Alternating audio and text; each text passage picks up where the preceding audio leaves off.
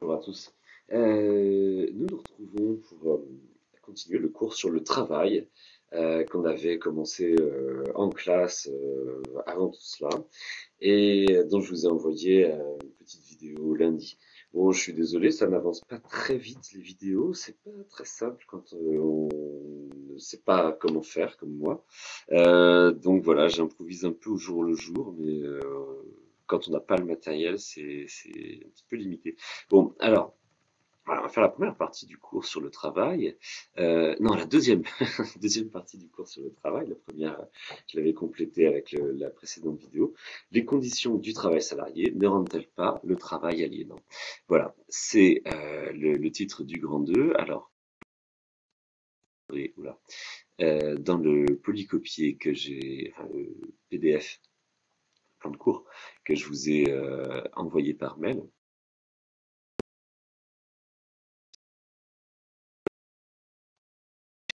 ne rendent-elles pas le travail aliénant? En fait, en préambule à ce grand 2, je vais d'abord faire quelques remarques sur travail et esclavage, puisque, si vous voulez, l'idée générale de ce grand 2, ça va être voilà, d'aller dans le sens de la critique radicale que Marx fait du salariat, puisque à ses yeux, le problème, ce ne sont pas les conditions salariales de tel ou tel travail dans telle ou telle entreprise, c'est la notion même de salariat qui fait problème, hein, et qui est synonyme à ses yeux d'aliénation, autrement dit d'esclavage. Alors on pourrait se dire, mais l'esclavage et le salariat, c'est le contraire, parce que le salariat, c'est du travail payé, l'esclavage, c'est du travail gratuit, extorqué à des gens sous la menace de la mort. Donc, en fait, quand on salarie quelqu'un, on lui donne quelque chose en échange de son travail. Et il est libre de quitter l'entreprise si ça ne lui plaît pas, d'aller voir ailleurs, de demander un meilleur salaire. Bon, bref, c'est le contraire de l'esclavage. Comment Marx peut-il bien aller jusqu'à rapprocher ces deux notions qui, d'une certaine façon, sont à l'opposé l'une de l'autre?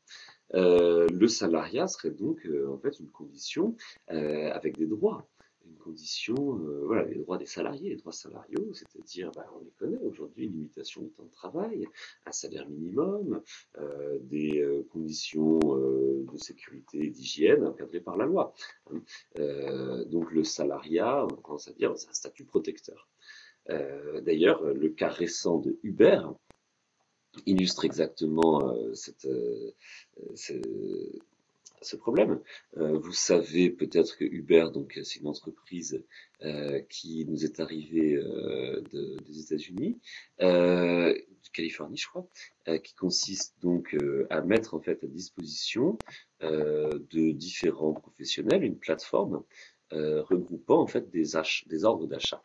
Donc par exemple une plateforme pour regrouper des commissions pour aller livrer des repas à domicile ou au travail, ou bien une plateforme pour centraliser des appels de gens qui veulent se déplacer, pour offrir un taxi, un service proche du taxi.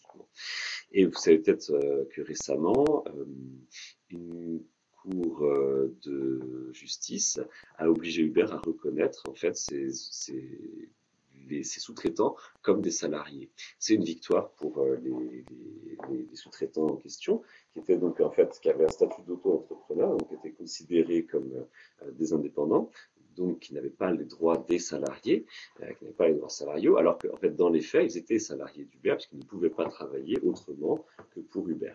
Bon, donc on a envie de se dire c'est un statut protecteur, hein, puisque les cours de justice voilà, enfin, voilà, on a envie de se dire le problème aujourd'hui, c'est pas le salariat, c'est plutôt l'absence de salariat. Donc, par exemple, le cas Uber, l'ubérisation du travail.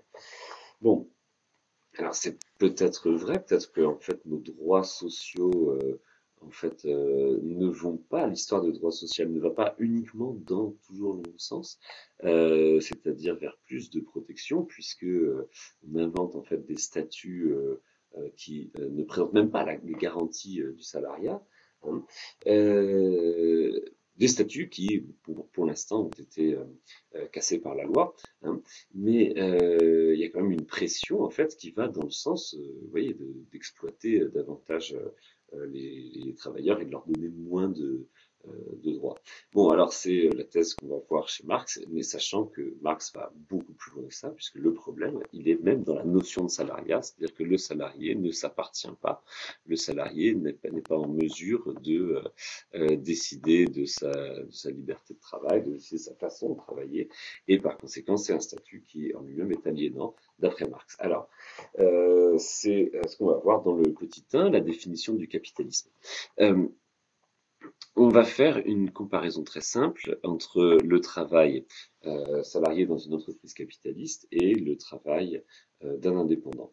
Imaginez deux professionnels qui fassent le même métier, qui fassent la même chose, c'est-à-dire bon, voilà, qui fassent, mettons, des tables de menuisier, le premier en qualité d'indépendant, le deuxième en qualité de salarié. Alors, le premier va lui-même concevoir les plans de sa table, va lui-même imaginer les techniques à mobiliser, et il va ensuite, dans un second temps, utiliser du bois qu'il a acheté lui-même et des outils qu'il a achetés lui-même. C'est-à-dire que les matériaux et le matériel sont sa propriété. À partir de là, il va mettre en œuvre ses techniques, son travail, etc., produire sa table. Et à l'arrivée, vous voyez, la table lui appartient. C'est-à-dire que même si elle a été commandée par un client, en fait, la table est sa propriété. Il l'a fabriquée avec son matériel, avec ses mains et avec ses matériaux. Donc, à partir de là, c'est sa propriété. Et en fait, il la vend au client. Hein. Il la cède au prix qu'il le désire, et avec la somme qu'il aura en échange de la table, il pourra voilà, répartir comme il l'entend cet argent entre son salaire pour lui, de l'argent qu'il va laisser de côté pour l'entreprise, de l'argent qu'il va consacrer à renouveler le parc de machines. Bon, voilà, c'est lui qui est maître de diviser tout ça, de gérer ça à sa façon. Dans le second cas, un ouvrier qui est salarié, bon, le travail en fait sera le même matériellement, c'est-à-dire qu'il va concevoir la table. Alors peut-être que ce ne sera pas lui qui va concevoir entièrement l'esthétique, ou peut-être que déjà il y aura une division à ce niveau-là, mais bon, admettons encore qu'il ait suffisamment de marge, de liberté pour faire ce travail de conception. Par la suite, il ne va pas mettre en œuvre son propre bois ni ses propres outils, puisqu'il travaille dans une entreprise qui fournit le matériel et les matériaux. Hein. Si bien qu'à l'arrivée, une fois que la table est finie, ce n'est pas lui qui va la vendre au client, la table ne lui appartient pas. Il y a mis également son énergie, sa force, son habileté, son temps, hein. Mais la table ne lui appartient pas puisqu'il n'est pas propriétaire des outils, il n'a pas travaillé avec ses outils et il n'a pas mis en œuvre son bois, il a mis en œuvre le bois de l'entreprise. Donc la table ne lui appartient pas et c'est donc son patron qui va la vendre au client. Et ensuite, évidemment, c'est pas l'ouvrier qui va décider lui-même de la façon d'utiliser l'argent qu'il aura retiré de cette table, puisque de toute façon, c'est pas son argent. Donc, c'est le patron qui décidera comment il va répartir les différentes parts, c'est-à-dire la part du salaire pour celui qui a construit la table, la part pour le réinvestissement, c'est-à-dire la part qu'on va garder pour entretenir les machines, acheter de nouvelles lames, acheter de nouveaux matériaux, du bois, etc. Et puis la part qu'il va se réserver pour lui-même ou pour les propriétaires de l'entreprise. Donc à partir de là, en fait, ce n'est plus l'ouvrier qui est maître de son destin, il dépend de quelqu'un d'autre, il est obligé de donner son temps en espérant en avoir une rémunération correcte. Alors, vous allez dire, dans une entreprise familiale, une petite menuiserie, bon, ça pose, les choses se font humainement, les gens discutent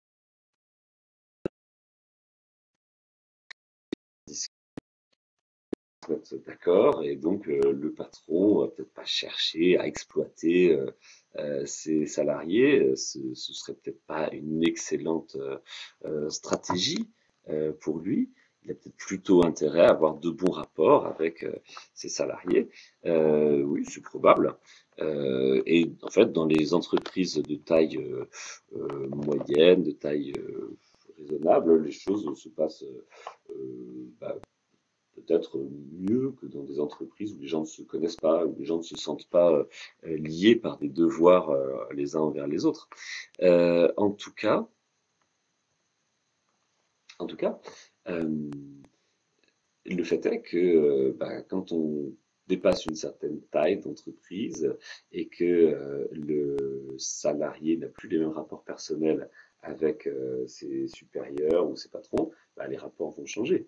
Hein, et il y a un moment où en fait le salarié ne pourra plus du tout avoir en fait voix au chapitre quant à sa rémunération et se trouvera face à un mur qui lui dira bon bah non, si tu n'es pas content tu vas voir ailleurs, hein. Si la condition de rémunération ne te plaise plus ici, ne t'intéresse plus, ou si tu juges pardon que ton talent n'est pas assez reconnu, va voir ailleurs, va trouver ailleurs. Si tu y arrives, c'est tant mieux pour toi. Bon, mais donc en fait à partir de là, on entre dans des rapports, vous voyez, salariaux qui sont beaucoup plus compliqués pour le travailleur.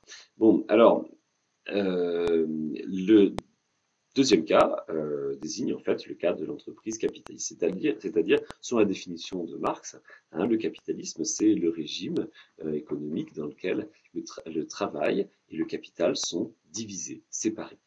C'est ce que j'ai écrit, vous voyez ici, le travail divisé, c'est-à-dire qu'en fait ce qui définit le capitalisme, c'est la division entre, oula, tout bouge, entre celui qui possède le capital de l'entreprise et ceux plutôt qui vont le mettre en œuvre. Alors, je vais peut-être expliquer ce terme. Le capital d'une entreprise, en fait, c'est l'ensemble des richesses qui est nécessaire à la production des biens. Donc, par exemple, dans notre menuiserie, le capital de l'entreprise, bon, et on peut le définir par un ensemble de machines, par un ensemble d'outils, de véhicules, et puis aussi par une certaine provision d'argent. Hein, c'est-à-dire pour faire fonctionner une entreprise, il faut un certain nombre de richesses. Il faut des machines, il faut des véhicules, il faut des camions, il faut toutes sortes d'équipements qui sont très coûteux. Il faut un lieu d'exploitation, un atelier. Il faut également des liquidités, des fonds courants, des fonds de roulement également. Enfin, vous voyez, toutes sortes de richesses, quoi. Hein. Et si on en fait l'addition, ça va définir le capital de l'entreprise. Dans le cas d'une entreprise familiale, en fait, l'artisan est lui-même propriétaire du capital de son entreprise. Hein, et c'est pour cela qu'en fait, il est maître de décider lui-même de l'utilisation des richesses. Mais dans le cas d'une entreprise capitaliste, en fait, ce ne sont pas les mêmes personnes qui possèdent le capital de l'entreprise et qui le mettent en œuvre. D'où ce terme de division. Hein, le capitalisme, c'est le système de la division dans lequel, vous voyez, vous pouvez parfaitement avoir des gens, par exemple, qui n'ont aucune part à la marche des affaires, ou si peut-être qu'ils se prononceront lors des conseils d'administration, et qui possèdent donc une part de l'entreprise, un bout du capital de l'entreprise, ou même tout le capital de l'entreprise, et qui ne participent pas en fait directement à produire les richesses de l'entreprise, mais qui seront tout de même rémunérés, tandis que ceux qui produisent effectivement les richesses dans l'entreprise, ne possédant pas le capital, n'auront pas forcément à se prononcer sur le destin de l'entreprise, sur les choix stratégiques, sur les décisions importantes au sein de cette entreprise. Voilà, c'est ça le travail divisé du capital. Et c'est ainsi que Marx, de son temps, quand il écrit Le Capital, voit très clairement autour de lui, dans les sociétés européennes, il voit très clairement en fait que la population est de plus en plus divisée entre ceux qui travaillent et ceux qui possèdent. C'est-à-dire que ceux qui travaillent n'ont que leurs bras pour travailler et vendent en fait leur temps, vendent leurs bras pour un salaire qui est en fait compressé par la concurrence des travailleurs et ne possèdent absolument rien, tandis que de l'autre côté, des gens vivent de façon très confortable, très aisée, parce qu'ils possèdent des parts d'entreprise et qui les dispensent de travailler, et ces gens-là vivent beaucoup mieux que les premiers. Voilà, C'est ça la division entre les classes, selon Marx, c'est-à-dire les classes possédantes, classes bourgeoises, qui possèdent des parts d'entreprise, hein, qui n'ont pas à travailler, ou alors à fournir un travail seulement un peu symbolique. De l'autre côté, des gens qui ne possèdent pas et qui donc sont bien obligés de vendre leur temps, de vendre des morceaux de leur vie au premier. Alors, c'est ce qui aboutit à cette situation d'aliénation. Vous voyez le titre que j'ai donné au petit e, l'aliénation au travail. Alors, en fait, le travail aliéné, c'est le travail exploité. J'avais déjà expliqué le sens du mot aliéné. Le verbe aliéner signifie vendre. Vendre ou donner. Et ainsi, je vous avais expliqué que, par exemple, un malade aliéné, c'est quelqu'un qui ne s'appartient plus. Bon, le mot qu'on utilisait pour désigner des cas psychiatriques de gens qui ne s'appartiennent plus, quoi. Alors, le terme d'aliénation au XIXe siècle va prendre un tournant économique quand il va définir en fait la condition du travailleur salarié. Alors, à l'origine, on trouve ce concept d'abord chez Ludwig Feuerbach. Feuerbach est un disciple de Hegel et il va être l'inspirateur de Marx. C'est un socialiste. Dans l'introduction, j'ai parlé des hegeliens de gauche et des hegeliens de droite. Lui, clairement, c'est un hegelien de gauche, c'est-à-dire que il développe la pensée de Hegel, de son maître, dans le sens en fait d'une critique sociale et d'abord d'une critique de la religion, ce qui n'est pas du tout le cas chez Hegel. Et voilà ce qu'il entend par aliénation. La thèse constante qu'on trouve chez Feuerbach, que Marx d'ailleurs reprendra tout à fait à son compte également, c'est que ce ne sont pas les dieux qui ont fait les hommes, ce sont les hommes qui ont fait les dieux. C'est le principe de sa critique sociale. On va dire complètement éloigné de la problématique du travail. Non, pas du tout, vous allez voir, on va y revenir très très vite. C'est-à-dire qu'en fait, selon Feuerbach, les dieux, en fait, sont simplement, dans toutes les religions, une image des hommes. Dans une société donnée, les hommes se représentent leur idéal de vie d'une certaine manière, et en fait, ils le transposent sur des êtres qu'ils inventent et qu'on appelle les dieux. Hein. Et en fait, voilà le processus de l'aliénation, c'est que les hommes, en fait, ne sont pas capables de se connaître eux-mêmes, de se comprendre eux-mêmes. Donc, en fait, ils vont forger, ils vont produire, vous voyez, quelque chose, une fiction, en l'occurrence, une fiction théologique, qui va leur devenir extérieure et qui va les opprimer. Hein. Eh bien, Marx, en lisant chez Feuerbach ce processus d'aliénation, comprend que Feuerbach a décrit sur un plan théologique ce qui se passe sur un plan matériel et économique chez les travailleurs. C'est-à-dire que le travailleur se trouve exactement dans la même situation de produire, de créer quelque chose qui vient de lui, mais qui va lui devenir étranger, qui va devenir l'instrument de son oppression. Je veux dire, pour vous donner une image de ce que c'est que le capitalisme au XIXe siècle, quand même, quand Marx habite à Londres, il peut voir de ses yeux la condition de vie des ouvriers dans les grandes usines de Liverpool, de Londres, etc. C'est-à-dire qu'il faut quand même se représenter les choses. À l'époque, au milieu du XIXe siècle, les ouvriers britanniques sont tellement en fait exploités. Oui, parce que Marx a vécu en Grande-Bretagne pendant un certain temps, en France aussi, il a été recherché en Allemagne. Et en Grande-Bretagne, les ouvriers sont tellement exploités qu'ils n'ont même pas de chez eux. C'est-à-dire qu'en fait, c'est même pas qu'ils soient locataires d'un appartement.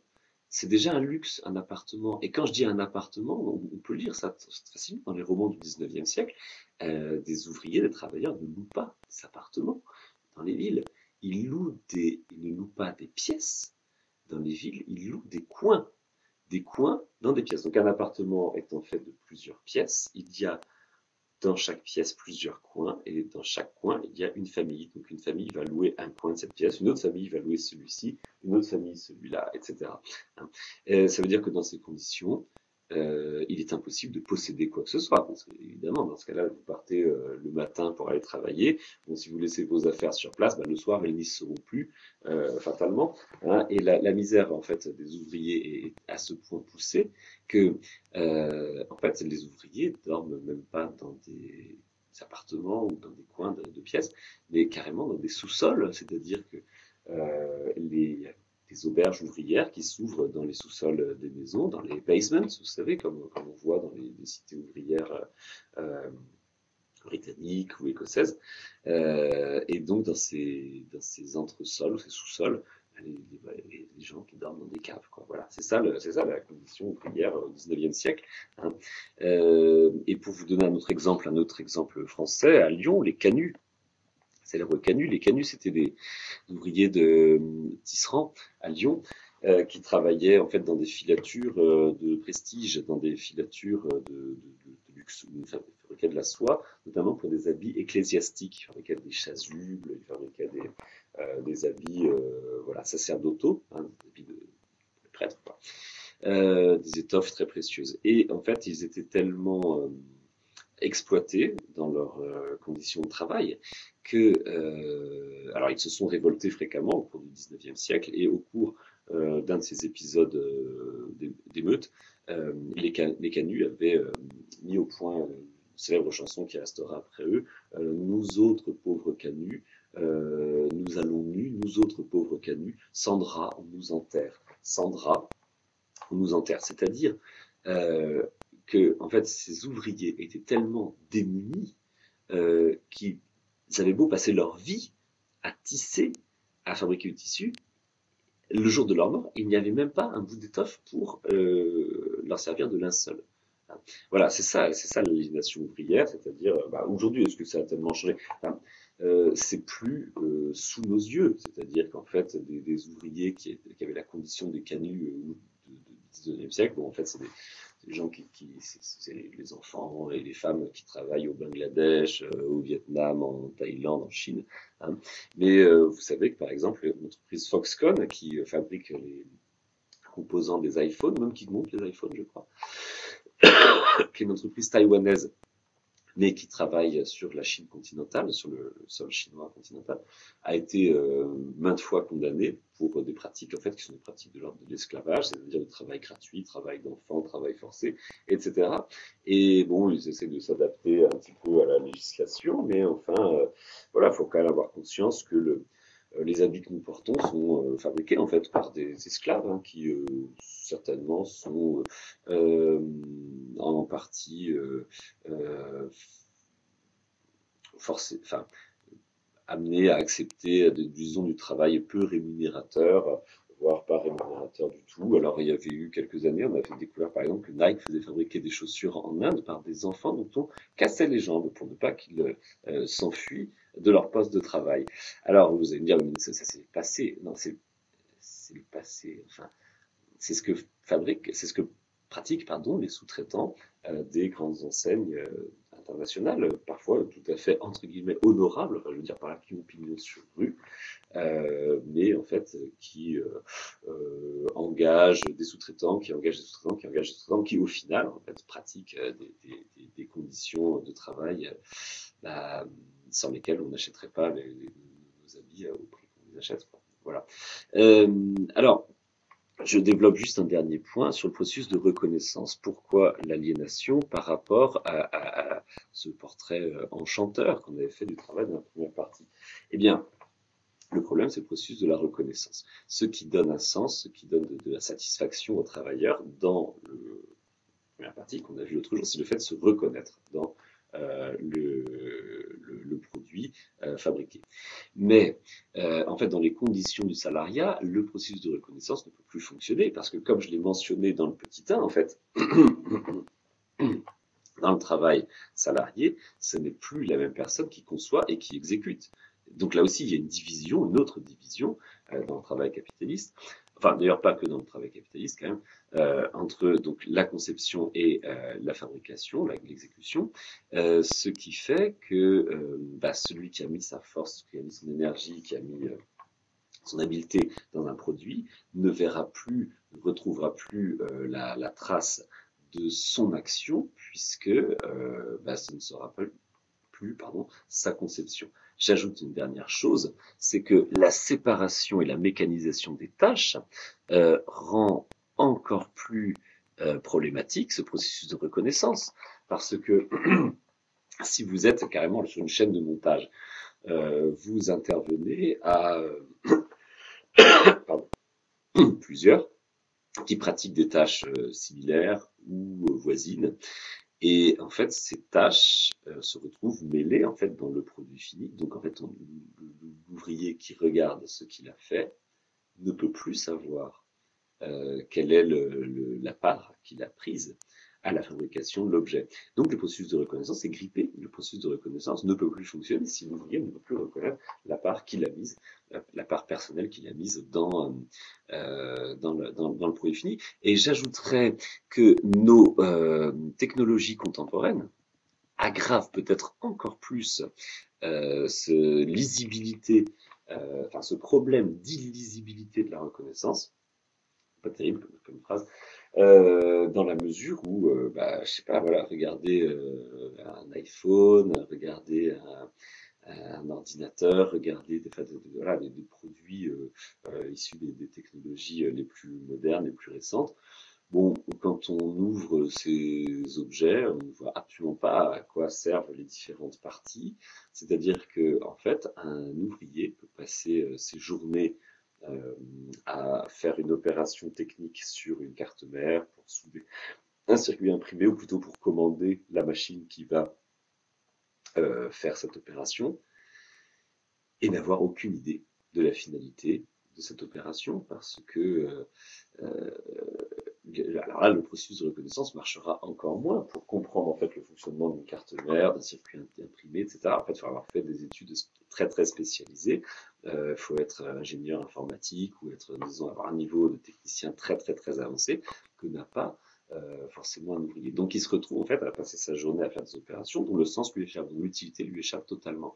Donc à partir de là, il n'y a aucune forme de processus de reconnaissance intellectuelle, comme on a vu dans le Grand 1. Et donc le sens du travail échappe à l'ouvrier, et l'ouvrier se retrouve en fait extérieur à la chose qu'il a produite et qui lui échappera complètement, hein, qui ne peut plus servir d'instrument à sa libération. C'est-à-dire que aussi bien symboliquement que matériellement, l'objet produit n'est plus l'instrument de la liberté, de la libération du travailleur, comme dans le Grand 1, hein, mais au contraire l'instrument de son aliénation et de la perte de soi. Voilà. Alors, j'arrête ici pour cette vidéo, et dans la prochaine, on voit la fin du Grand 1. À bientôt.